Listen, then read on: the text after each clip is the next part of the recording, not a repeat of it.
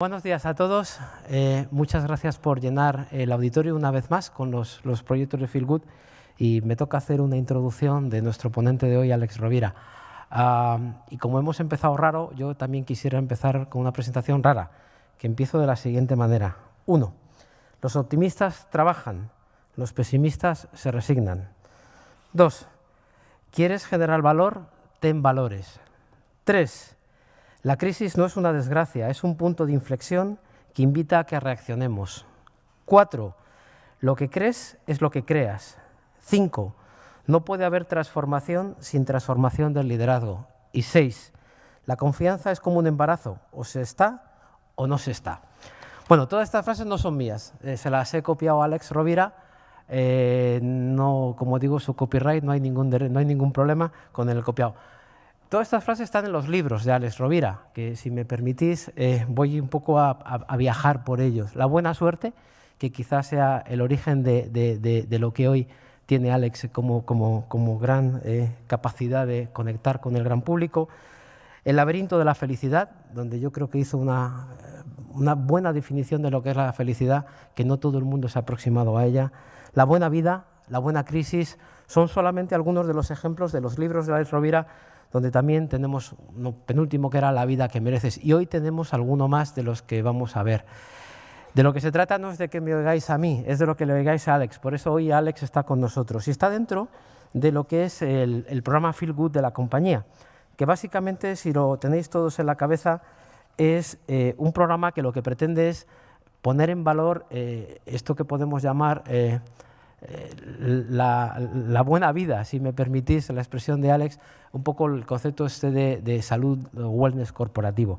Si recordáis, Feel Good tiene 4 paraguas, tiene 4 grandes bloques. El primero tiene que ver con la actividad física, el segundo tiene que ver con la nutrición, el tercero tiene que ver con la salud y el cuarto tiene que ver con un eje que hemos llamado personas, que en última instancia es lo que somos cada uno y la capacidad de levantarnos o la capacidad de sufrir o la capacidad de levantarnos en el momento que tenemos alguna crisis. Y yo creo que también por aquí vamos a ir hablando. El programa hoy en el grupo tiene 70 iniciativas a lo largo del grupo y yo creo que esta es una más de las que vamos además estamos echando a nivel global a través de streaming. Os invito a seguirlo a través del hashtag que tenemos Creer es Crear. Y a su vez, deciros que esta conferencia está basada en el último libro de Alex. Los 250 primeros que entraron al salón tuvieron premio, porque básicamente ya sabéis que al que madruga, pues Dios le ayuda. Así que, sin más dilación, le paso la palabra a Alex Rovira y es un gusto y un placer tenerle con nosotros. Gracias, Alex. Cuando quieras.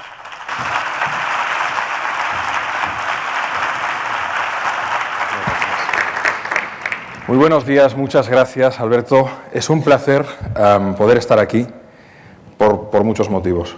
Primero, porque soy cliente de la casa desde hace muchos años, así que me solucionáis la vida diariamente y debo decir, y voy a parecer un pelota, pero es la verdad, que cada vez lo hacéis mejor, mejor y mejor. En segundo lugar, para mí tiene mucho sentido un programa como Feel Good, un programa integral, holístico, que tiene en cuenta a la persona y que tiene una voluntad clara, que es cuidar. Y todo lo que sea cuidar el talento, que por cierto es un honor poder compartir un momento de reflexión con tanto talento aquí congregado, pues tiene sentido. Y todo lo que tiene sentido nos invita a transformarnos, con lo cual estoy muy agradecido de la oportunidad que me habéis brindado de poder estar aquí hoy. Y en el contexto de Feel Good se ubica lo que vamos a compartir y a reflexionar. ¿Por qué el título Creer, Crear, Lograr? Si os gustan los clásicos, Virgilio decía: pueden porque creen que pueden. No pueden porque saben que pueden. Pueden porque creen que pueden. En realidad, yo creo que no vivimos a la altura de nuestras capacidades, que vivimos a la altura de nuestras creencias. Y que en general, no estoy diciendo que podamos lograr todo lo que deseamos, en absoluto. Eso sería un delirio narcisista. Pero podemos lograr más de lo que imaginamos si tenemos una visión, un propósito, un sentido común, si creemos. ¿Por qué es tan importante el creer en cualquier proceso de transformación? Porque sin creer no hay querer y sin querer no hay crear. Dicho de otra manera, un sinónimo del verbo creer es confiar. Si miramos a un ser humano en su integralidad, como lo hace el programa Feel Good, os daréis cuenta que podemos ser cualquiera de nosotros objeto de una evaluación. por parte de nuestro entorno, por parte de nuestros hijos, de nuestra pareja, en los atributos intelectuales, emocionales, físicos, es decir, te veo más feliz, te veo más triste, te veo que te has engordado, que te has adelgazado, veo que eres más paciente, veo que eres más perseverante, pero el creer o la confianza tiene una característica que lo hace singular, única. Si yo a un amigo le pregunto si cree en mí y me dice que un poco, es que no confía. La confianza no admite grados, está o no está. Y en cualquier proceso de transformación, la confianza tiene que estar. Y entonces es mucho más fácil crear y es mucho más fácil lograr. Digo esto porque vamos a hacer un viaje sobre esos 3 verbos y comenzaremos con una reflexión de Ortega y Gasset, al que hay que leer, un hombre lucidísimo que decía: las ideas las tenemos, las creencias las vivimos. Mirad, lo que vamos a compartir en esta hora de reflexión, más luego un espacio de diálogo y conversación, tiene una paradoja, y es que la comprensión racional de los mecanismos que nos ayudan a gestionar y a transformar la existencia no garantiza en absoluto su puesta en práctica. Comprender no implica hacer. Decir la palabra agua no te moja. Hay un libro maravilloso que se llama Martes con mi viejo profesor, que en inglés el título original es Tuesdays with Morrie, los martes con Morrie. Lo escribió Mitch Albom, que es un periodista deportivo norteamericano, y en esa novela refleja los últimos meses de vida del que fuera en su momento un catedrático suyo de psicología social, Morrie Schwartz. Morrie Schwartz tiene una esclerosis lateral amiotrófica y antes de morir decide encontrarse con ese alumno, es una historia real, pasó, para cada martes y durante 7 semanas reflexionar sobre una cuestión de la existencia que normalmente no se reflexiona en las universidades ni en las escuelas. Hablan del sentido de la vida, hablan del amor, hablan de la ternura, hablan de la paciencia, hablan de la transformación, hablan de muchas cosas que esta mañana he tenido la oportunidad de hablar con Bernardo, ¿no? Y en un momento determinado, Morrie Schwartz le dice a Mitch, el anciano profesor que está muriendo, le dice: ¿sabes cuál es, yo creo, uno de los principales problemas de la humanidad? Que todo el mundo sabe que se tiene que morir, pero casi nadie se lo cree. Una cosa es saber y otra cosa es creer. Yo creí en no solo la idea, viví la muerte, por supuesto cuando se han muerto seres queridos, cuando no tocaba y como no tocaba y cuando no tocaba.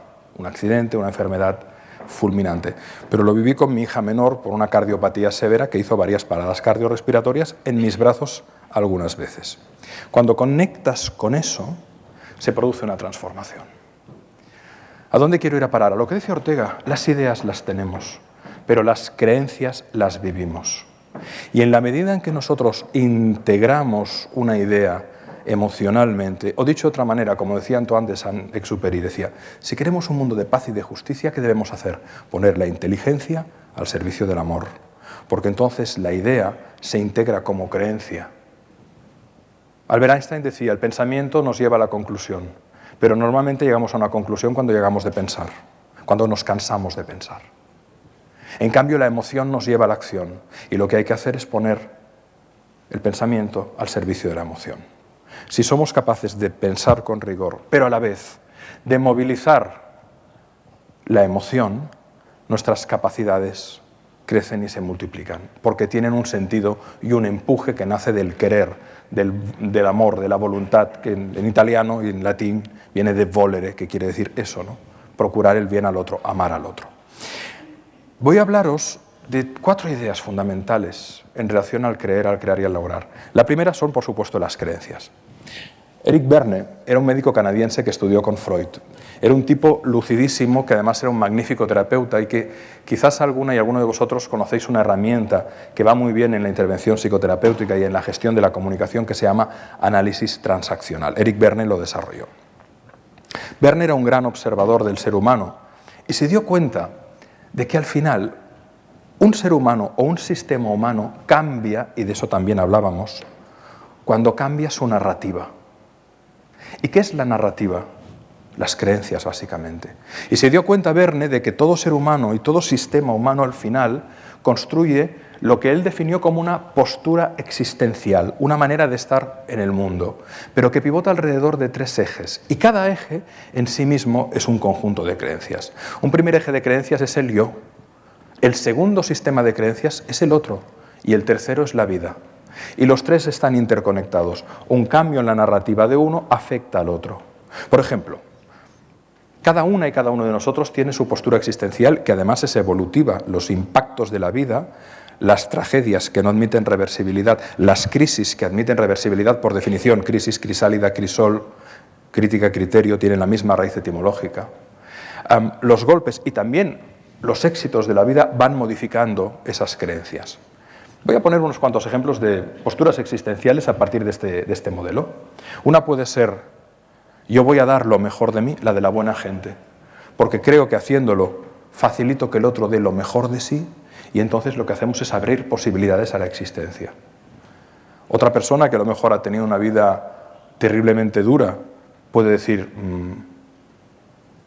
yo lo he pasado mal, se han aprovechado de mí, el otro tenderá a hacerlo. La vida es muy dura. El narcisista que dirá: yo soy la leche, los demás están para servirme, la vida es mi jardín. En cualquier caso, somos lo que creemos, en gran parte. Y eso condiciona varias cosas. De entrada, nuestra percepción y nuestra mirada del mundo. Cuanto más descontaminadas están las creencias, más potente es la dialéctica con la realidad. Porque en la medida que nos liberamos de falsas creencias, prejuicios y proyecciones, tenemos un diálogo más limpio y por lo tanto más lleno de posibilidades. En realidad, en psicología se define la patología como la desconexión con la realidad interna y externa, con no darte cuenta de lo que te pasa y con no darte cuenta de lo que pasa porque lo disfrazas, porque lo tergiversas. Pero cuando eso es sano y podemos propiciar una mirada apreciativa hacia el otro, que es la que en el fondo, ¿y por qué os cuento esto? Porque tiene mucho que ver, y lo voy a decir varias veces, con el programa. Feel Good nace de una mirada apreciativa, y nace del efecto Pigmalión, y nace del aforismo de Goethe, que dijo: tú trata a un ser humano como es y seguirá siendo lo que es, pero trátalo como puede llegar a ser y se convertirá en lo que está llamado a ser. Cuando tú lees esto de entrada, yo tengo 3 hijos, la mayor va a hacer 18 años, el segundo 16, la pequeña 10, ya empiezan a desplegar alas. La primera vez que lo leí hace un montón de tiempo, pensé en ellos, automáticamente. Un día pensé: ostras, esto también me lo puedo aplicar para mí. Y ya no digamos para la gente de nuestro entorno. Hace un par de años, en un partido de fútbol de mi hijo, a mí me gustaba acompañarle a los entrenamientos siempre que podía y a los partidos sin falta. Observé algo, y es que uno de sus compañeros, que había hecho un cambio precoz, a los 13 años parecía que tuviera 15 o 16, era el pichichi, pero cada vez que jugaba un partido de fútbol se caía y se dañaba, se hacía daño. Lo curioso es que este niño, al que llamaremos Rubén, le cambiaremos el nombre, cuando entrenaba o cuando jugaban informalmente en un campo que estaba cerca de casa, yo vivo en un pueblo, no se caía. De modo que un día le dije a mi mujer: me da la sensación que Rubén tiene un hechizo, una falsa creencia, hay algo que condiciona, porque cada vez que le condiciona, porque cada vez que juega una competición, sea por el nervio o por el estrés, se hace daño. Y quiso la casualidad que un día, cuando los muchachos entraban en la segunda parte, oía al padre de Rubén que le decía: venga Rubén, vuélvete a caer, torpón, coma, jiji, jaja. Yo aprecio mucho a este muchacho, me acerqué al padre de Rubén y le dije: oye, tu hijo es un crack, además es un chaval magnífico, pero en cada partido se cae. Porque Rubén en ese partido se cayó otra vez. Y me dijo: es que es torpe. Digo: no, yo creo que tu hijo no es torpe. Y además, válgame Dios, yo no vengo a juzgar nada, pero he observado que le hacías esta broma. Decía: hombre, es una broma para motivarlo, me dijo. Digo: bueno, muy bien, vamos bien. Digo: mira, yo creo que tu hijo no cae porque sea torpe, yo creo que tu hijo se cae por otro motivo. Dice: ¿cuál? Digo: porque te quiere. Y obedece el mandato. Digo: no le digas más que se va a caer, dile que juegue, que disfrute, que marque muchos goles, y si te caes te curaré, pero no hace falta que te caigas. Y palabra de honor que Rubén no volvió a caer. ¿A dónde quiero ir a parar?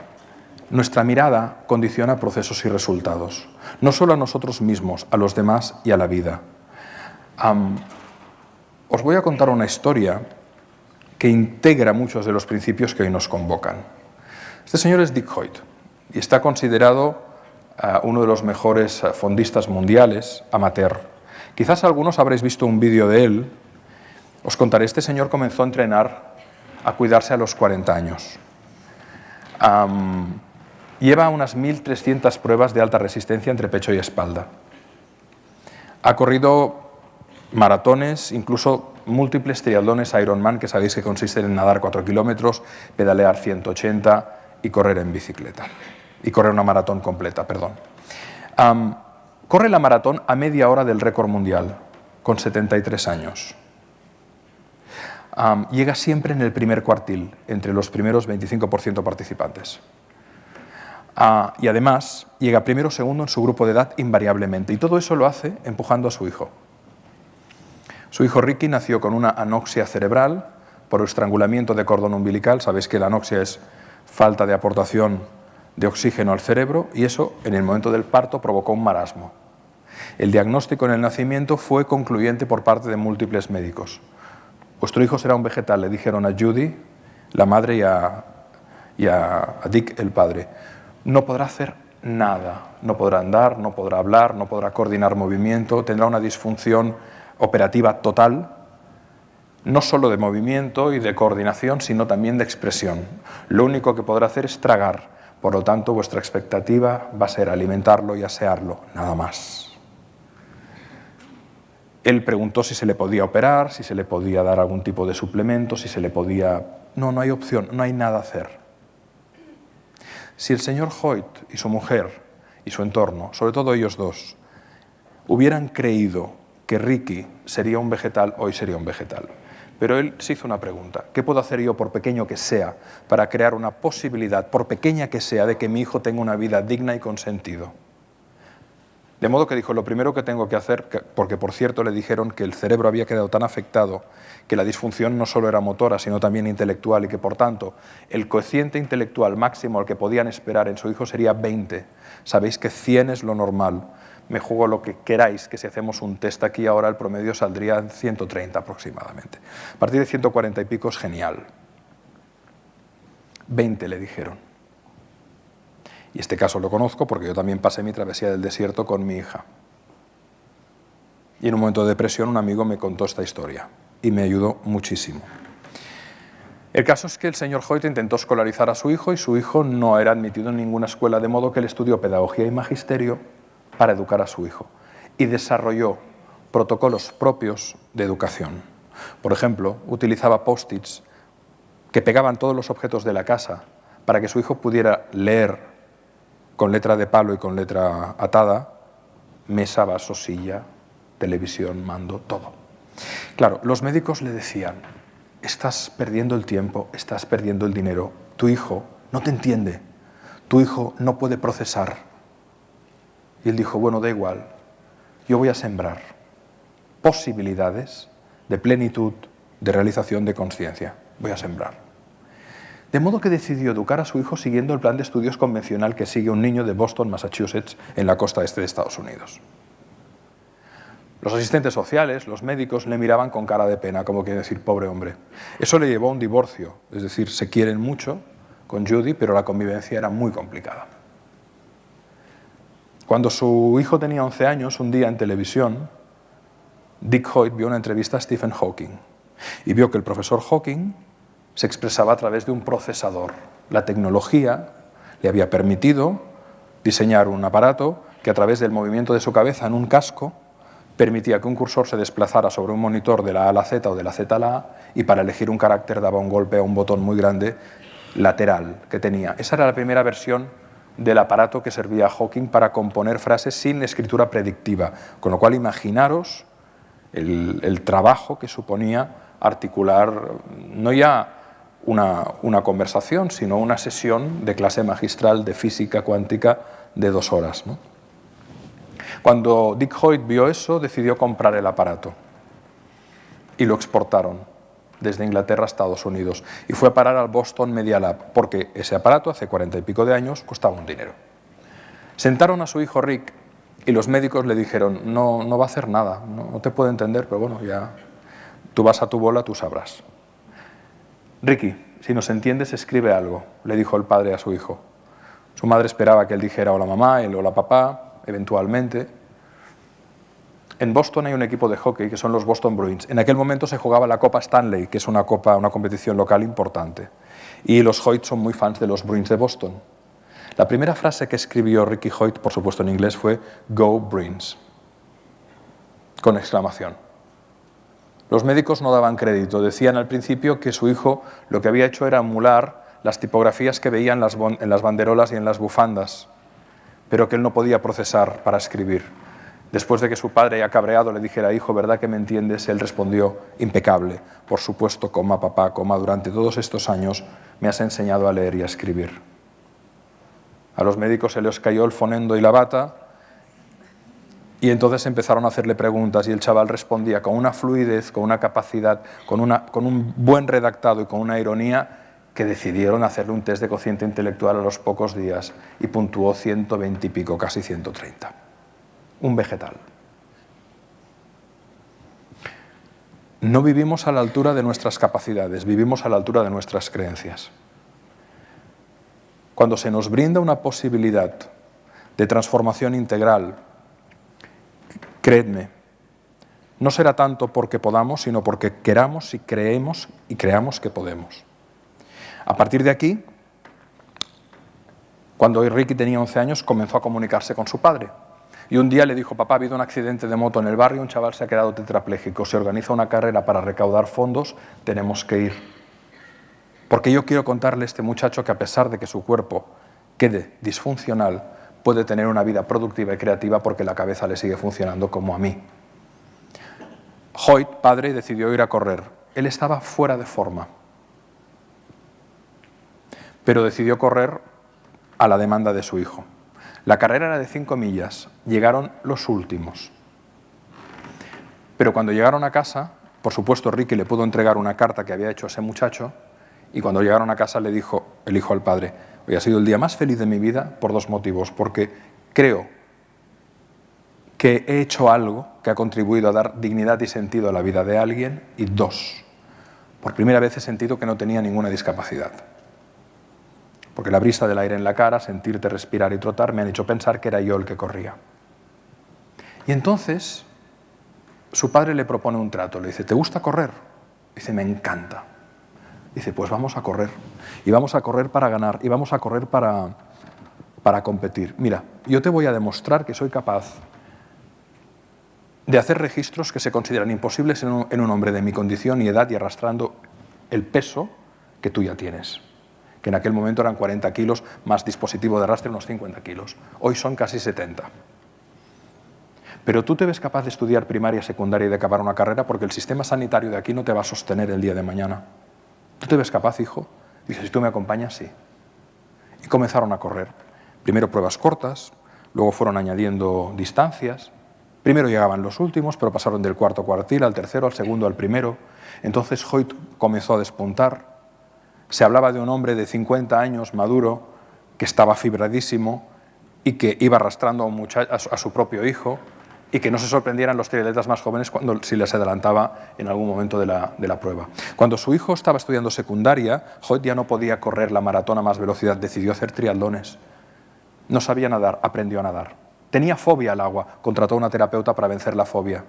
Aprendió a ir en bicicleta porque no sabía ir en bicicleta. Había ido muy poquito cuando era niño y lo había olvidado. Y empezaron a competir. Ricky Hoyt estudió primaria, secundaria y acabó una carrera. Después de 9 años, se licenció por la Facultad de Boston en Educación Especial, sin capacidad de hablar, sin capacidad de moverse. Hoy es un ingeniero robótico e informático que diseña aplicaciones para personas con discapacidades severas. Trabaja en el Boston Media Lab. Además es conferenciante con su padre. Vive autónomamente y se gana la vida. Tiene una vida llena de sentido y se siente bien. Vamos a ver un fragmento de diferentes triatlones Ironman, es un vídeo que dura unos 3 minutos. Nota de lectura. La triatlón, la primera prueba es la natación. Ocurrió que en las primeras que hacían, algunos desaprensivos se agarraban de la correa, del arnés que une el cuerpo del padre con una faja y con un arnés en la zona lumbar hasta la canoa en la que arrastra a su hijo. Algunos se agarraban a la canoa, destranquis. Total, que más de una vez se provocó un zarandeo y dijo: yo paso de que mi hijo le dé algo porque se vuelque y yo no lo pueda asistir a tiempo. Deja que salgan todos, les da ventaja. Y a pesar de darles la ventaja técnica de 3 minutos, llega siempre primero o segundo en su grupo de edad.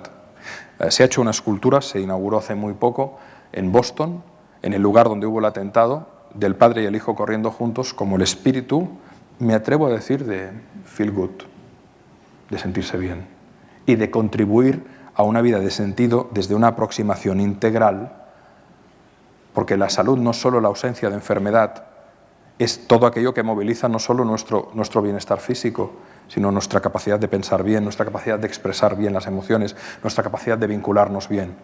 Vamos a ver un vídeo y luego seguimos comentando.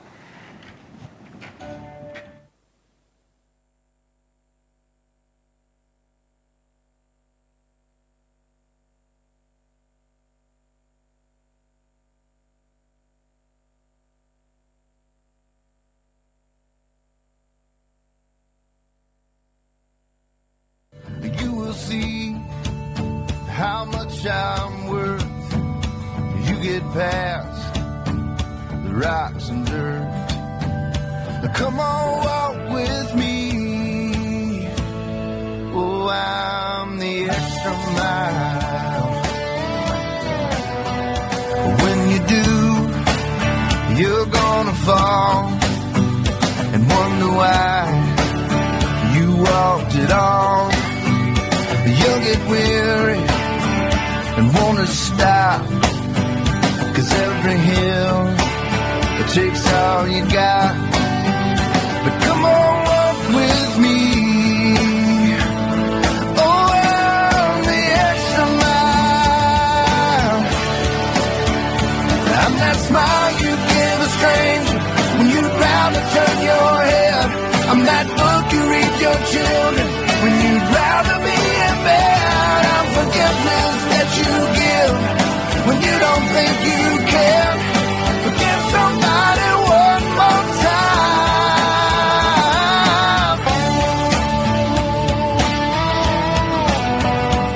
At the end, there's no parade, just you and me to celebrate how far you've come by choosing me, how you ignored those tired feet.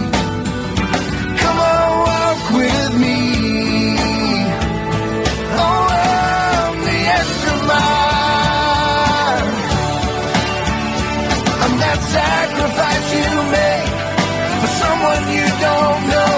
I'm that teardrop for a soldier you read about at home. I'm that love you give somebody who doesn't give it back.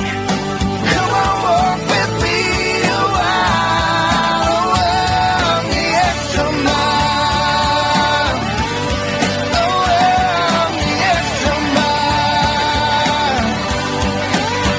Yeah.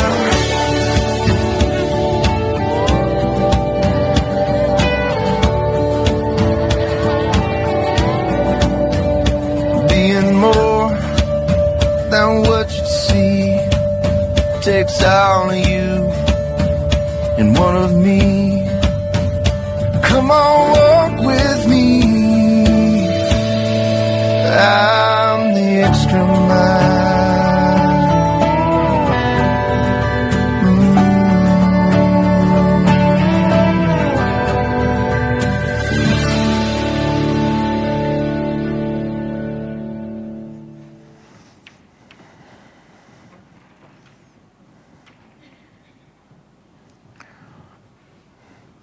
El concepto de the extra mile hace referencia al sobreesfuerzo a veces necesario que uno tiene que hacer ante un desafío en la vida, ante una enfermedad, ante una crisis, ante una dificultad, básicamente ante una incertidumbre de... Lo que dice Hoyt, dice, hay veces que siento que mis piernas no pueden más pero es solo un paso y una visión determinada. Él enfrentó una incertidumbre total, que creo que es lo que hoy nos toca enfrentar a todos. ¿Qué va a pasar dentro de 1 año, de 2 años, de 3, de 4, de 5? Nadie lo sabe, se van a cambiar muchas cosas. Pero lo importante es la determinación de ir avanzando, porque en el proceso no será tan importante lo que vaya a pasar, sino la fortaleza conquistada y la capacidad de adaptación y de resiliencia y de transformación que habremos ido conquistando en cada paso que hemos ido dando. Esta foto la tienen en el salón de casa y la lectura es equívoca porque uno puede pensar que están a punto de ser adelantados por un grupo de atletas más jóvenes. Pues no, es al revés. Son ellos que están adelantando por la izquierda, a pesar de haber salido en el origen con una cierta demora regalada. La primera bicicleta la construyó él cuando su hijo era pequeño. Pensad que cuando tenía 11 años comenzó a entrenar con sacos de cemento para evitar hacer los entrenamientos con el niño, para evitar que se llagara. De modo que él entrenaba con sacos de cemento a los que iba añadiendo bolsas progresivamente a medida que el muchacho iba creciendo, y entonces competían, ahora sí, los fines de semana. Como os decía, no sabía nadar y tenía fobia al agua, la trabajó. Además, en las transiciones no les ayuda a nadie, son un equipo. ¿Cuál es el mensaje? Muy simple. Yo voy a dar lo mejor de mí. Yo seré tu fuerza física, pero tú serás mi fuerza espiritual o mi fuerza emocional. Si sois creyentes o no, da igual, mi fuerza emocional. Yo seré tu inspiración, tú serás la mía. Yo dándome crezco y tú mostrándome lo que haces para superar los diferentes cursos, estudios, exámenes, me muestras que yo también puedo crecer. Es el ganar-ganar, pero a un límite que pocas veces es conjugable. Y me diréis, hombre, Alex, pero esto es una relación paterno-filial, ¿qué nos estás contando? Estamos en una compañía. Es lo mismo. Los principios del liderazgo se basan, y ahora voy a decir algo que... Mirad, los equipos que funcionan tienen 3 cosas. Primero, respeto. Se respetan entre ellos, que es lo que hay aquí. Segundo, admiración. Porque, como decía Aristóteles con mucha razón, cuando tienes un amigo, cuando tienes a alguien a quien aprecias de verdad, se produce una tendencia a la emulación y a la imitación. Incorporamos la música que escucha, incorporamos los libros que lee, queremos aprender de esa persona con quien tan a gusto nos sentimos y a quien tanto apreciamos. Por lo tanto, respeto y admiración. Y luego ya es la leche, si un equipo se quiere. Y en el fondo entiendo que todo lo que nos une hoy aquí, que es Feel Good, para mí amar es cuidar. Básicamente amar se conjuga a 3 dimensiones. Amar es la voluntad de comprender. Tú no puedes decir que amas a alguien si no tienes la voluntad de comprenderle. Y haces el ejercicio de la escucha activa, el ejercicio de querer conversar, aún desde el desacuerdo. La voluntad de comprender. Eso es amar. Amar, sobre todo, es cuidar. Y ahí está Feel Good, es decir, la voluntad de conciliar, de que la gente esté mejor, de que se cuiden más, de que podamos crecer, de que aprendamos hábitos de alimentación, hábitos de salud. Y amar es inspirar, sí, es nuestra función. Es decir, es lo que decía Goethe, es permitir que esa persona pueda llegar a ser lo que está llamado a ser, incluso más. Y a partir de ahí se transforma el mundo, porque nos convertimos en esa mirada que le está diciendo el otro, tú estás por encima de lo que aparentemente crees, yo te aprecio, te reconozco, y eso provoca milagros. En psicología social se ha estudiado muchísimo el famoso efecto Pigmalión, la profecía autocumplida, cuando un maestro trata con cariño a un alumno que de entrada se le podía haber considerado con dificultades de aprendizaje, ese alumno pega un salto exponencial. ¿Cómo miramos al otro? Y os lo digo de corazón, yo soy licenciado en Ciencias Empresariales, con mis posgrados y tal, pero mi gran pasión es la psicología. Y no solo estudiada, vivida y aplicada. Y funciona. Lo que hay que hacerlo. Como todo, hay que aplicarlo. Pero si lo aplicamos, funciona. Porque entonces nos convertimos... Eso que creemos tiende a convertirse en lo que creamos. Hay algo obvio que hemos obviado, y es que la calidad de lo que no se ve condiciona la calidad de lo que se ve. La calidad de la psicología condiciona la calidad de la economía. Los valores crean valor. ¿Qué es el talento? Estáis en una compañía puntera, sois gente brillante, lo estáis haciendo bien, con la que está cayendo en un entorno tremendamente incierto, donde sabemos que las fuentes de negocio cambiarán extraordinariamente en el futuro. ¿Qué es el talento? El talento es potencial y un churro. El talento son valores y virtudes aplicados en la acción. El talento es lo que hace que la inteligencia se convierta en solución. Que la ternura se convierta en salvación para quien se siente desesperado. Que la humildad se convierta en inspiración. El talento es inteligencia triunfante, pero inteligencia práctica. Práctica. Bajar lo que no se ve pero tiene calidad, pensamientos, emociones, sentimientos, actitudes, principios y valores, a hábitos y comportamientos observables que cambian un individuo y por inspiración transforman a un sistema mucho más de lo imaginable. Lo veréis al final. Pero cuando hay... La crisis que hemos vivido es una estafa, miseria moral que ha engendrado miseria económica. Porque si hubiera habido ética y transparencia no estaríamos en el marrón que estamos. Y eso funciona en lo micro y en lo macro. Cuando nos convertimos puntos de apoyo los unos para los otros. Hay un neurólogo escocés que se llama el doctor Richard Morris. A mí esta teoría me encanta. Se llama la teoría de la indefensión o de la resignación adquirida. ¿Por qué os la cuento? Porque, como decía Balzac, la resignación es el suicidio cotidiano. Es decir, si se nos da una oportunidad para poder crecer, aprovechémosla, aunque sea un poquito, aprovechémosla. Este experimento se ha hecho con roedores, con perros y con humanos, estudiantes universitarios voluntarios. Los resultados son idénticos prácticamente en los tiempos medidos, vais a ver. 2 piscinas de agua oscurecida con leche, 2 grupos. A un grupo se le llama con suerte y al otro sin suerte. ¿Por qué se les llama afortunados a unos? Porque tienen piedras de apoyo debajo del agua para apoyarse y respirar. Los otros no tienen nada. Teoría de la indefensión adquirida, estos están indefensos. Teoría de la resignación, como no tienen defensa, es decir, piedras de apoyo, acabarán rindiéndose y si no les rescatan morirán ahogados. No les dejan morir, por supuesto, no hay crueldad, pero sí que se ha hecho el experimento para observar qué ocurre cuando una persona, un sujeto, un animal, un ser humano, se encuentra en una situación de indefensión total.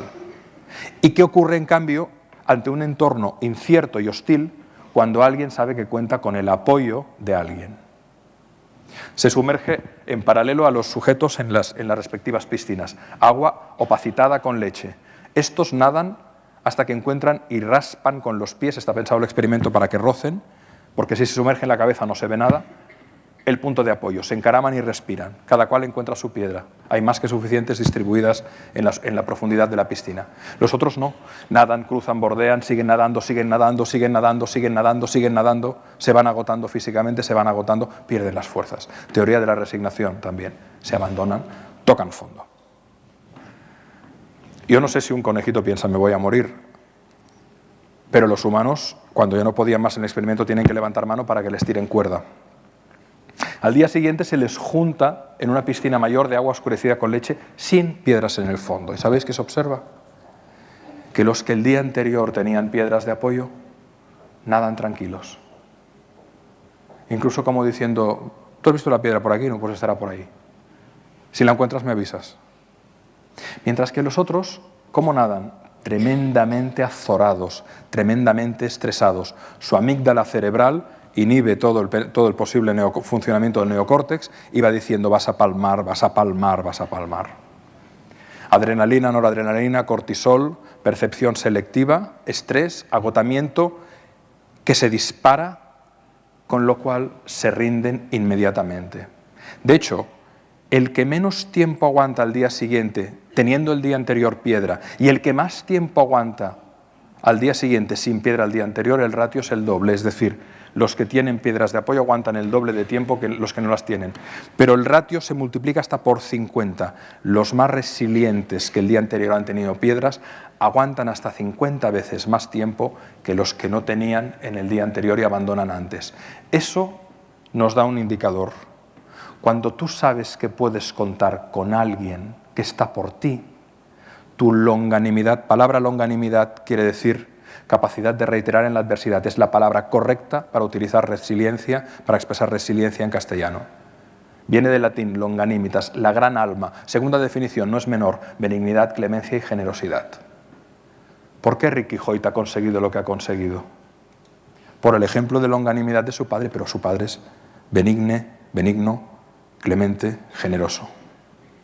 Y cuando eso se produce, un sistema humano cambia. Porque el entusiasmo se contagia, pero la depresión y la mala leche también. La psicología crea la economía. La calidad humana se contagia, la miseria humana también.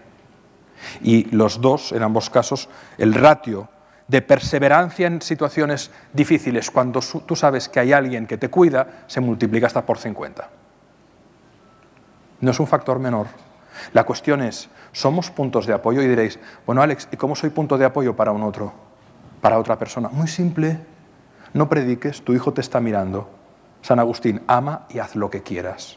Es decir, haz que tu propia acción sea el mensaje. Porque el que tiene que demostrar con muchas palabras, paradoja, parte de la premisa de que el otro no entiende, pero el que muestra simplemente parte de la premisa de que el otro entiende perfectamente, pero que todavía no ha visto. Mira, esto es posible. Caramba, no me digas sí. Por lo tanto, la cuestión es que seamos puntos de apoyo para nuestra gente, para nuestros hijos, para nuestras parejas, para nuestros compañeros, sobre todo en entornos inciertos. Porque si yo sé que puedo contar contigo, mi estado de ánimo interior gana hasta 50 veces más fuerza para afrontar la adversidad. Y cuando eso se produce, entonces, ¿qué ocurre? Bueno, que es mucho más fácil crear. Quevedo decía que sabio no es el que sabe dónde está el tesoro, sino el que se arrodilla y escarba la tierra para conquistarlo. Entonces, la acción creativa nace de la confianza, nace del creer, porque tengo a alguien al lado que es confiable, y a partir de aquí podemos transformarnos. El gran enemigo, las falsas creencias. Un límite es una línea real o imaginaria que separa dos terrenos, países o territorios. A este señor le dijeron cuando estudiaba fisiología en Oxford, que jamás un ser humano podría correr una milla en menos de 4 minutos. Roger Bannister, doctor, neurólogo, hoy tiene 90 años. 90 o 91, debe haberlos cumplido hace poco. Su catedrático le dijo, jamás en la historia de la humanidad un ser humano podrá correr una milla en menos de 4 minutos, morirá. El récord de la milla está en 4 minutos, 1 segundo y 3 décimas. Nadie lo baja desde hace 9 años. Y resulta que la milla es la prueba que genera más infartos y más ictus. Hemos estudiado a fondo atletas que han corrido la milla y vemos que hay un umbral de máxima competencia en 4 minutos. Quien supere eso es muy probable que muera de infarto. Eran las creencias de aquel momento. Y Bannister dijo, esto es una estupidez. O sea, usted me está diciendo que si yo corro en 4:00:01 no me pasa nada, pero que si corro en 3:59:99 me muero. Bueno, pues nuestros estudios apuntan hacia aquí. Salió de la clase y le dijo a sus colegas, voy a correr una milla en menos de 4 minutos dentro de un año. Le dijeron, a ver, tío, tú tienes la medalla de bronce de los 400 metros europeos del año pasado. Pero de aquí a que seas plurimarquista mundial de la milla, hace 9 años que nadie bate el récord del sueco Gunnar Hack. Y bajar de los 4 minutos, 1 segundo y 3 décimas a por debajo de 4, es un ejercicio titánico. Y además estudias medicina en Oxford, tío. O sea, ¿de dónde sacarás el tiempo? No lo sé, pero no lo quiero ni por la medalla ni por el récord. Quiero demostrar que si tú te crees que vas a morir, no vas a correr. Y quiero demostrar la profecía Bannister, que el día que un atleta corra la mía en menos de 4 minutos sin dopaje y sin morir, estará diciendo a los demás que es posible que lo hagan. Y de repente mucha gente mejorará el registro. Y entrenó. Y al cabo de un año fue con un amigo suyo con un crono parado manual en 3:59. Y el amigo le dijo, ¿y esto? Dice, estoy corriendo la mía en este registro. No puede ser. Cronométrame.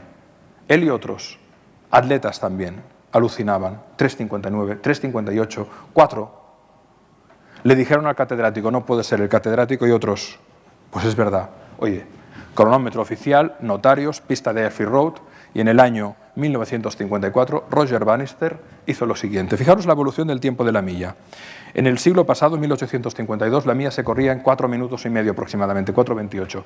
En 1913, 4:14. Y viene Bannister y de repente en 1954, en el momento que hemos visto en la foto, corre la milla en 3:59:40, 6 décimas por debajo de un tiempo considerado humanamente imposible. Se cumple su profecía, de repente ese mismo año 37 atletas mejoran su registro. En 2 años son 300 y el tiempo de la milla comienza a bajar y llega al récord mundial establecido en el año 99, todavía imbatido, 3:43:13, un atleta marroquí, 17 segundos por debajo de un tiempo en teoría imbatible por un ser humano con el riesgo de morir. Cuando él mostró, de hecho fue el primer deportista que apareció en la portada de Sports Illustrated, inspiró carros de fuego. Y luego estudió neurología porque dijo, en realidad, nuestras creencias condicionan nuestro bienestar. A partir de aquí, una reflexión muy simple. Nos enfrentamos a 2 tipos de umbrales. Hay límites reales, pero también hay límites imaginarios, son los que más daño hacen. Hay umbrales de máxima incompetencia psicológica, que nacen de falsas creencias o de miedos heredados o de la propia inercia. 4 minutos. Hay umbrales de máxima competencia real que se conquistan por práctica, por ensayo y error. Y a partir de aquí, si el señor Hoyt hubiera creído que su hijo sería un vegetal, no estaría como está hoy. ¿Queréis verlo? Vamos a verlo en menos de un minuto. Still, for all Rick's limitations, he was raised to be his own man, which is why he lives alone, in his own apartment, helped by part-time caretakers, but fiercely independent. Like any other college grad, yes, it took him 9 long years, but Rick managed to become the first ever non-speaking graduate of Boston University. People generally underestimate me due to my physical condition, but I am a person with the brain and intelligence. I am no different than anyone else other than the fact that I will not beat you in a foot race and you will never have to tell me who should. Cachondo, y además un cachondo. Bien. ¿Qué es lo que creemos? Tenderemos a crearlo. La NASA es la compañía, probablemente la organización más exigente en los procesos de selección por motivos obvios, especialmente en las misiones de alto riesgo. No solo se garantizan de que los y las astronautas que subirán al transbordador o al cohete o a la lanzadera son altamente competentes en sus habilidades intelectuales y operativas, sino que se dieron cuenta, especialmente en las misiones Apolo, que de nada servía tener a alguien con muy buen talento si tenía mal talante. De modo que estudiaron a fondo las competencias que tenía que tener un ser humano para formar parte de una misión espacial de alto riesgo. La primera de todas, carácter optimista. ¿Os imagináis un astronauta pesimista? A vuestra vera, ¿eh? 3 meses y diciendo, esto suena mal, no sé yo si vamos a llegar. Fijaros que todas las competencias, asumida la competencia intelectual y operativa, confianza, responsabilidad de su suerte, espíritu emprendedor, tranquilidad ante la incertidumbre, audacia, disposición al trabajo en equipo. El año pasado incluimos 2 más. Se incluyeron 2 más. Una, capacidad de compartimentar miedo y duda. El miedo lo puede sentir, pero no puede inhibir una decisión crucial. Y otra es resistencia al aburrimiento, es obvia. A partir de aquí, creamos, eventualmente podemos lograr. Se inicia un proceso de transformación. ¿Cuándo nos transformamos? ¿Qué es lo que hace que la transformación ocurra? La podemos abordar desde muchas perspectivas, pero a mí me gusta un modelo en el que abordamos la integralidad del ser humano. Nos transformamos cuando movilizamos todas nuestras inteligencias, cuando movilizamos nuestra actitud, nuestro conocimiento, nuestra habilidad y, por supuesto, nuestro compromiso. Dicho de otra manera, ¿qué es la actitud? Ahí englobaríamos todo lo que tiene que ver con la inteligencia emocional y social, es decir, con el ejercicio del amar y el querer, con el ejercicio de la voluntad. No hace mucho vino mi hija mayor, me dijo, papá, quiero aprender a tocar la guitarra. Y le dije, del 1 al 10, cariño, ¿cuánto quieres? Y me dice un 8, digo, déjalo, mi amor, durarás 3 meses. El 8 dura 3 meses, el 9 medio año, el 10 un año, y a partir de ahí ya veremos. No me voy a gastar un dinero si me dices un 8. Este modelo, como veremos enseguida, es tremendamente simple, pero tiene un alto valor explicativo y predictivo, tanto en un sujeto como en un sistema humano, porque ayuda a ver en qué medida estamos movilizados para la transformación. Luego está el conocimiento. Onassis decía que el secreto de un gran negocio es saber lo que nadie más sabe, es decir, un aprendizaje y un saber diferencial, habilidad, inteligencia práctica y operativa. Fijaros, inteligencia emocional y social, inteligencia lógica racional, inteligencia práctica y operativa. Y finalmente, por supuesto, y de momento, inteligencia creativa y espiritual, es decir, capacidad de innovación que nace de las anteriores y generosidad para pasar eso a los demás. Históricamente se ha definido el talento como las 2 competencias centrales, es decir, una persona talentosa es alguien que sabe y sabe hacer, que sabe y puede. ¿A cuánta gente se ha contratado por su talento y se ha despedido por su mal talante? Hoy sabemos que no puede haber transformación si ese talento no va acompañado de un talante en la línea de lo que diría el doctor Viktor Frankl, aquel médico austríaco de origen vienés, catedrático de psicología, psicólogo, psiquiatra, neurólogo, terapeuta, que sobrevivió al campo de exterminio de Auschwitz. Se celebra la efemérides de la ignominia hace muy poco, se celebró. Frankl decía, me di cuenta que te lo pueden quitar todo en esta vida, pero hay algo que nunca nadie te puede quitar, la libertad que tienes de elegir tu mejor actitud ante cualquier circunstancia. Y lo dice alguien que ha pasado por Auschwitz y sostiene, los que finalmente pudimos sobrevivir lo hicimos por dos motivos. Uno, porque en cada instante, a pesar de todo lo que estábamos viviendo, que era lo más terrible que se puede concebir, teníamos la voluntad y la actitud de entregarlo todo al presente para el compañero que teníamos al lado. Frankl además introduce un concepto fundamental, la voluntad de sentido. Quien tiene un porqué vivir encontrará un cómo. Frankl sostiene, los que sobrevivimos a Auschwitz lo hicimos porque encontrábamos, a pesar de todo, un sentido a ese sufrimiento. Es decir, yo lo que estoy viviendo aquí me va a servir para cuando luego vuelva a Viena, a mi consulta, mejorar mi práctica como psicoterapeuta. Y lo hizo cuando él volvió a Viena y le iban a ver pacientes con una depresión exógena, es decir, con motivo que se puede identificar. Les decía, ¿y usted por qué no se ha suicidado a pesar de tanto sufrimiento? No como una invitación, sino como un inquirimiento a saber, ¿usted para qué vive? Y todo el mundo le decía, porque hay alguien a quien amo o hay algo a lo que amo. Lo que da sentido a la vida es el amor a alguien o a algo.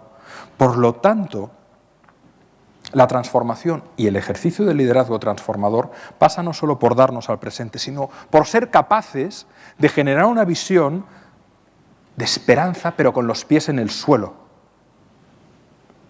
Mira, hijo, tú vas a acabar primaria y secundaria porque yo voy a darlo todo y confío en que tú puedes hacerlo. Y entonces la profecía tiende a autocumplirse. El precio, muy alto, pero ¿cuál es el precio de la vida?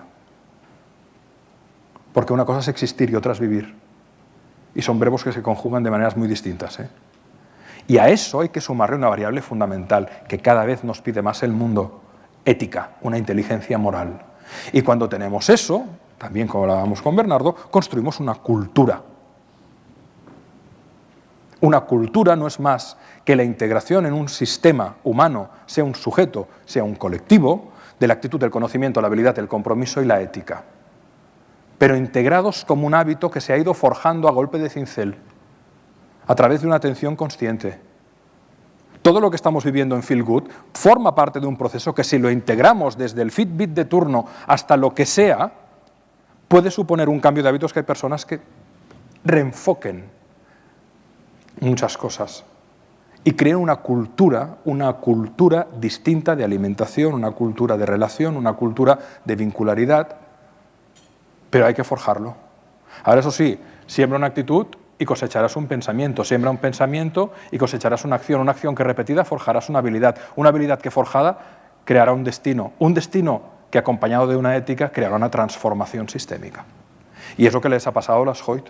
Es decir, cuando hay una movilización integral, cuando el talento va con el talante, emerge lo imposible. Este señor tenía mucho talento. Era el mejor diseñador de la factoría Disney, pero en entornos inciertos. Y pongo una analogía con lo que puede pasar en vuestro sector. Es decir, Walt Disney fue el primer tío que hizo una película con colorines y con música y con voz.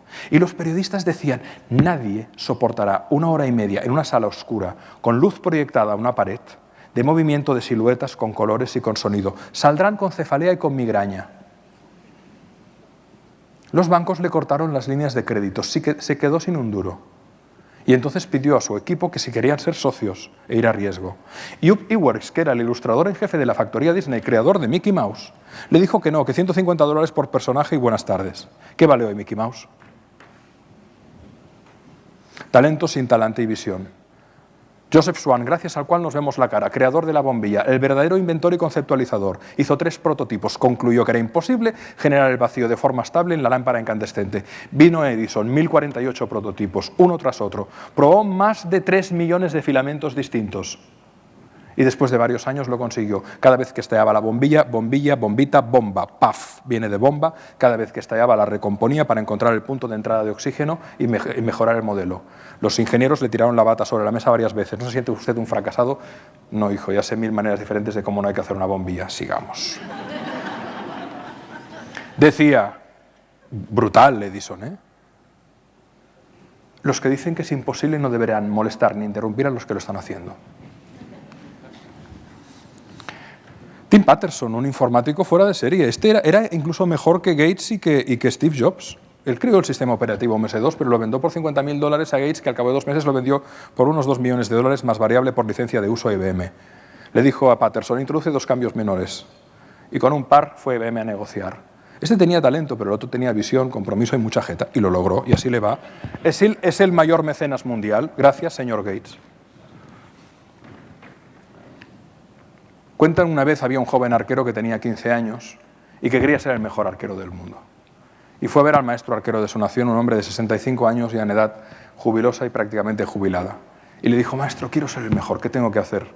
Y el maestro arquero le dijo, bueno, para ser el mejor necesitas 2 cosas, un proceso y una evidencia. Un proceso de entrenamiento que lleve una evidencia incontestable, que nadie diga, este tío, o sea, que nadie puede cuestionar que este tío es el mejor. Dice, mira, comenzaré por la evidencia. Algo que ningún arquero ha hecho ha sido darle a la luna. El día que tú le des a la luna, nadie va a cuestionar que eres el mejor arquero. ¿Estás de acuerdo? Sí, bien. El proceso, tienes que tirar flechas a la luna cada noche. Comenzarás con cientos, luego acabarás con miles. Las tirarás en dirección al mar para que si la flecha cae no haga daño a nadie. Las irás a recuperar a nado. Te harás fuerte, te harás fibrado, te harás musculoso, te harás resistente al frío. Tu visión nocturna se agudizará, no digamos la visión en vigilia de día, en plena luz del día. El arco lo harás tú, las flechas las harás tú, porque no hay buen arquero que no sea buen maestro artesano de la herramienta. Tienes que tirar 1000 flechas cada noche. El día que le des a la luna y tengas una evidencia me lo vienes a contar. Y si no, dentro de 20 años te espero aquí en mi cabaña. El muchacho esa misma noche comenzó a preparar sus flechas, su arco, al cabo de pocos días ya tiraba, al cabo de unos meses ya tenía las 1000 flechas, al cabo de 1 año y pico dicen que tiraba miles cada noche desde el atardecer hasta el alba. Pasaron 20 años y sonó la puerta de la casa, la cabaña del maestro arquero. Adelante, dijo el maestro. Entró un hombre inmenso, fibrado, musculado, pura fibra, puro músculo, con un arco pero abatido. El maestro, ya anciano, 85, le dice, hombre, ¿eres tú? Dice, sí, maestro. Dice, ¿qué, le has dado la luna? Dice, pues no lo sé. Dice, mire, yo tengo una visión, una capacidad de ver, que veo de noche como si fuera de día, y veo de día a una distancia que otros se hacen cruces de que realmente pueda identificar lo que identifico. Me he hecho muy fuerte. He tirado cada noche, he tirado hasta 5.000 flechas. He recuperado 4.999, pero esa flecha que no he recuperado estoy seguro que se la llevó la corriente o se hundió.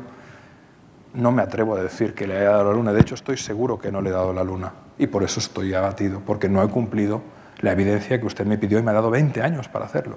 El maestro se levantó, le puso la mano en los hombros, le miró con cariño y le dijo, mira hijo, seguro que no le has dado la luna, pero te has convertido en el mejor arquero del mundo. Lo que nos viene a decir este cuento es que muchas veces en la vida más importante que la realización de nuestros anhelos, deseos, objetivos, es lo que hacen los anhelos, deseos, objetivos o utopías para que nosotros nos realicemos. Como dice Eduardo Galeano, ¿para qué está la utopía? ¿Para conquistarla? No, para dar un paso más, para tirar una flecha más. Siempre podemos dar un paso más, the extra mile, a nivel individual y a nivel colectivo. Y cuando lo hacemos, y cuando aplicamos esos principios, mirada apreciativa, efecto Pigmalión, voluntad de sentido, entonces se genera un impacto sistémico. ¿Y qué es el impacto sistémico? Propiedades emergentes, valores añadidos, sinergias que nadie podía esperar de entrada, pero que emergen, porque igual que os decía que la miseria se contagia, la grandeza también. Un equipo de periodistas contactó con los Hoyt después de muchos años ya de práctica deportiva, porque observaron que pasaran cosas con su ejemplo. Cuando se hacen las cosas bien, se mueven por simpatía, por emulación, por admiración, cambios. Esto es lo que ha pasado recientemente. Vamos a verlo. It's been 5 years since we first met the Hoyts, and they've yet to slow down. Dick and Rick still race almost every weekend, usually placing first or second in Dick's age group. Only now, they have even more competition on the course. These days, hundreds of families are pushing their own disabled children in races, inspired by the Hoyts' devotion. Are you ready to run? You know, I figured eventually people would start doing what we're doing, but I didn't think it would get as big as it is getting. What's that like to see? It's great to see because I know how Rick feels when we're out there competing and running. And now this is affecting other families that have children similar to Rick. And they've all got big smiles on their faces when they're out there competing and running. Over the years, people all over the world have reached out to the Hoyts. Every day, they receive more than 200 emails and letters thanking them for their inspiration. This is an email you got a couple of years ago. Dear Mr. Hoyt and Ricky, I lost my beloved husband of 25 years 4 months ago. It has been a pain that I cannot describe. Then I saw your video. The day I watched it, I had decided to just end it. And I had everything planned to the last detail. I'm here because of that video. I just wanted you to know that you and Ricky are two of my heroes. Thank you again. The subject heading is, You Saved My Life. You saved her life. Yeah.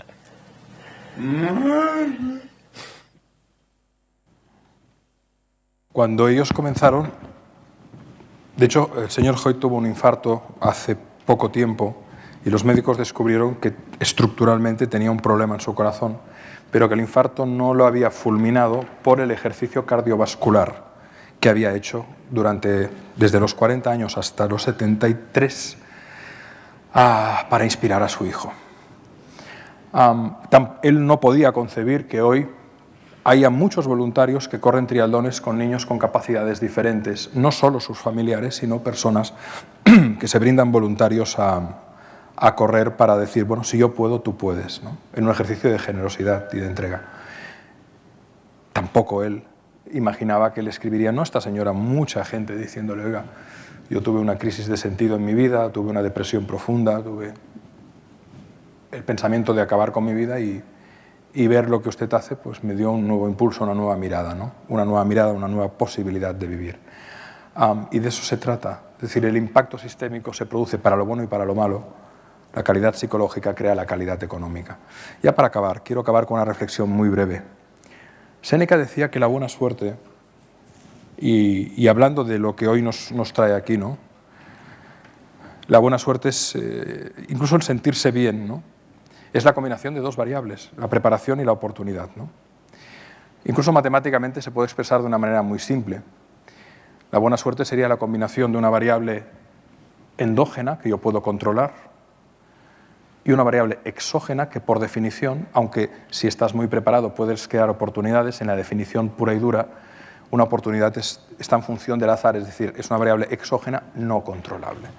Por lo tanto, podríamos decir que la buena suerte es la preparación combinada con el azar. En la medida en que tú estás preparado, tu percepción se vuelve selectiva y lo que es una circunstancia azarosa para otro, para ti, tiene un significado y eres capaz de mirarla de otra manera, como en el caso de los Hoyt, ¿no? Decir, oye, mi hijo no es un vegetal, voy a ver cómo podemos crecer todos con este proceso. Implica una determinación, un sacrificio, una entrega, pero se pueden generar lo que hemos visto. Ahora bien, ¿qué es el azar? Si a cada uno de nosotros nos dan un arco y 1000 flechas y nos dicen, dale la diana, ¿tienes experiencia previa? No, bien, dale la diana 40 metros. En el primer disparo nadie le dará. Y si le da, diremos todos que le ha dado por suerte o por azar. Pero si alguien es una persona que tiene práctica en el tiro con arco y le damos y sabemos que, yo que sé, que ha sido seleccionado por la selección nacional, a nadie le sorprenderá que en su primer tiro den el blanco incluso.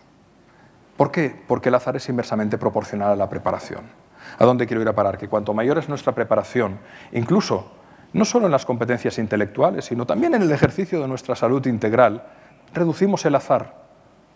Por lo tanto, si el azar es inversamente proporcional a la preparación, tendríamos que buena suerte es preparación por azar, con lo cual buena suerte es igual a 1.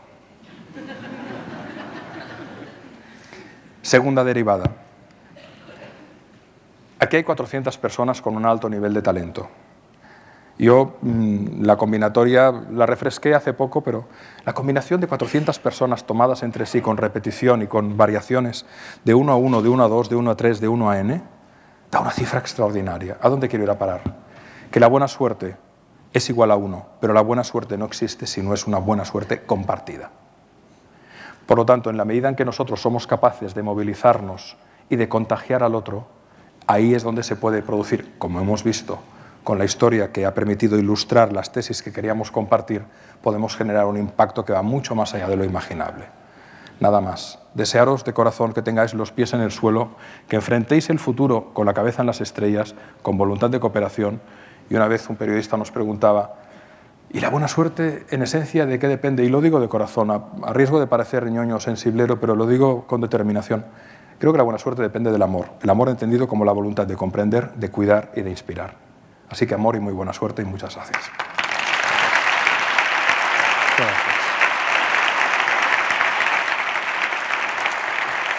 Muchas gracias.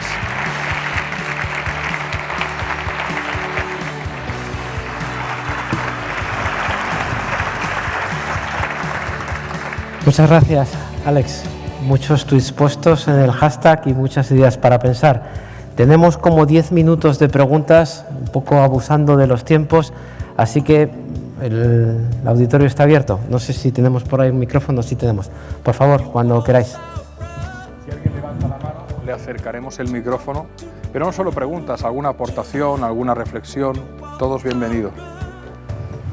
¿Hay alguna mano por ahí? Hay una persona. Hola. ¿Tu nombre? Marta.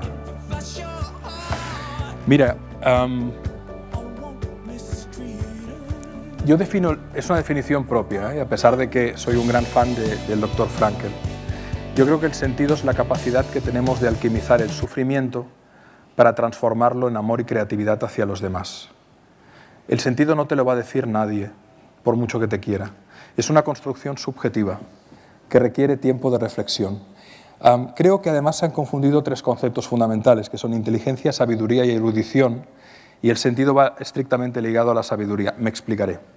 Inteligente es no solo aquel que es capaz de interligar, Sherlock Holmes es muy inteligente, pero tú tienes una conversación con él sobre una cuestión estructural, existencial, profunda, un sufrimiento, una separación, una pérdida, y a lo mejor no te da una solución que te sostenga, que te ayude. A lo mejor te hace una elucubración que no te sirve de nada. Luego, la inteligencia no garantiza la sabiduría, tampoco la erudición, porque hay personas que pueden tener, fíjate, es la diferencia entre el intelectual y el inteligente. La intelectualidad a veces es muy poco práctica. Entonces, la erudición no garantiza la sabiduría. ¿De dónde nace la sabiduría? La sabiduría normalmente nace de la reflexión, y especialmente de la reflexión en momentos de sufrimiento. Y especialmente de la reflexión en momentos de sufrimiento donde la vida parece carecer de todo sentido. Y en esos momentos de vacío, donde dices, ¿qué sentido tiene todo esto? No es nada como me lo contaron, o qué injusta es la vida, es entonces cuando desde uno mismo puedes encontrar una narrativa que te sostenga en el futuro. Pero necesariamente, por mi propia experiencia en la observación terapéutica y en la observación general y en mi propia vida, me he dado cuenta que es imposible. Creo que era Martin Luther King que decía, en un momento de vida me di cuenta que tenía dos opciones, reaccionar con amargura y cargármelo todo, o transformar mi sufrimiento en una fuerza creativa. Y decidí esta última. Lo mismo hizo Gandhi, lo mismo hizo Mandela.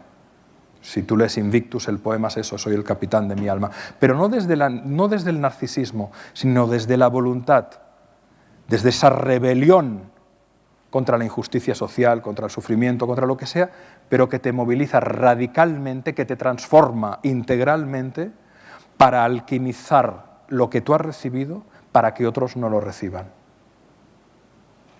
Y cuando una iniciativa se mueve con esta dimensión, tiende a generar un contagio importante, porque nace de una intención que en principio es la que tiene el sujeto que ha sufrido, de que el otro no sufra. Para mí el sentido es eso, la capacidad de transformar sufrimiento en amor y creatividad. ¿Cómo se conquista? Pues en un trabajo de reflexión y de mucha paciencia. No hay recetas. Aquí no hay una app que te puedas descargar que te lo dicte. Se requiere unos tiempos distintos y un proceso de inquirimiento importante sobre qué sentido tiene esto, hasta que te das cuenta que o lo construyes tú o nadie te lo va a dar. Es una respuesta muy subjetiva, ¿eh? pero es lo que siento.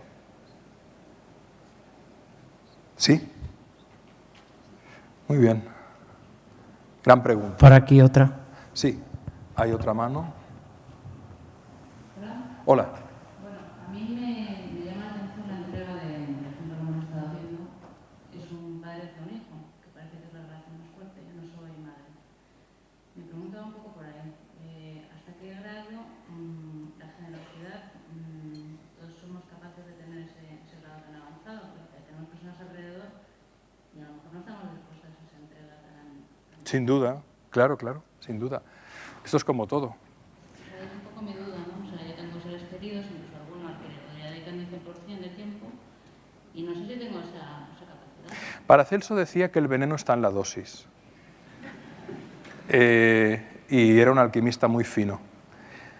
Bueno, yo creo que al final el mensaje de los Hoyt es, yo no lo leo tanto como dalo todo a una persona, sino esa manera de entender el mundo. Es decir, estamos limitados por nuestro tiempo y por nuestras capacidades, pero la postura existencial de Hoyt es con lo que me quedo. Es decir, estoy seguro que este hombre, su creencia es, yo confío en mi capacidad de actuar de modo... Mira, José Luis San Pedro, cuando le entrevistaban, le preguntaban, José Luis, ¿usted para qué vive? Él decía, para comprender y no estorbar.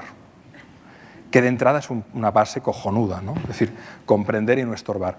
Si además estás para contribuir un poco, ya cambias el signo de la dialéctica de la gente que tienes al lado. Y luego, en efecto, es un caso extremo, lo que hemos visto de los Hoyt.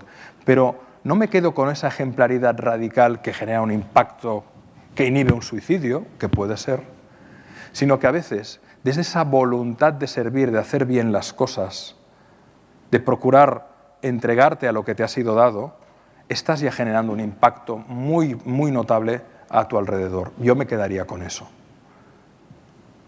No creo mucho en los héroes. Lo que pasa es que de vez en cuando te encuentras con historias excepcionales. El viernes estuve dando una charla a un grupo de enfermeras y de médicos, y hay muchas historias como estas que no tienen foco mediático, pero las hay. Lo importante no es tanto hasta qué punto uno se entrega del todo hacia otro, sino la disposición y la voluntad de estar ahí. Luego ya cada cual dosifica su dosis dependiendo de sus circunstancias, ¿no? Y de su disposición, porque también hay gente miserable que diga, aunque sea su hijo, que se joda el niño, porque los hay. Pero ahí yo creo que no hay avance de ningún sentido, de ningún tipo. No sé si te he respondido, ¿eh? ¿Hola? Muchas gracias. Yo creo que tenemos una sola pregunta más y tendríamos que terminar. ¿Alguna mano más por ahí? Sí, ahí en el central tenemos y contigo terminamos. Gracias. Hola. Bueno, pues gracias, Alex. A vosotros. Susana. Has dicho varias veces a lo largo de la charla que la confianza está o no está. Al límite, sí. Y mi pregunta es, ¿y cuándo está y se ha roto? ¿Se puede recuperar? Bueno. ¿De quién la tenía? ¿De quién la hizo perder? Tendríamos que ver, Susana, el caso concreto. Una pregunta, no sé. Mira, por supuesto, voy a hablar teóricamente. La confianza reconstruible, pero bajo lo que se ha estudiado de la psicología de la confianza, y yo te diría que bajo el sentido común y la experiencia, solo es reconstruible cuando tú realmente reconoces en el otro que hay una verdad en la voluntad de enmendar la ruptura de esa confianza. Cuando la confianza se instala en un sistema humano es fantástico, porque fíjate que sin confianza no puede haber compromiso, y sin compromiso no puede haber calidad ni transformación. Y además la confianza genera una eficacia tremenda porque todo va bien. Cuando se rompe, se bloquea todo, se rompe el compromiso y se rompe la calidad construida. Luego, no es menor, una pérdida de confianza requiere un alto peaje de reconstrucción. Y no lo digo en términos católicos ni cristianos, pero una cierta penitencia ayuda, ¿eh? Lo dejo aquí. Bueno, pues, Muchas gracias. gracias. Suerte.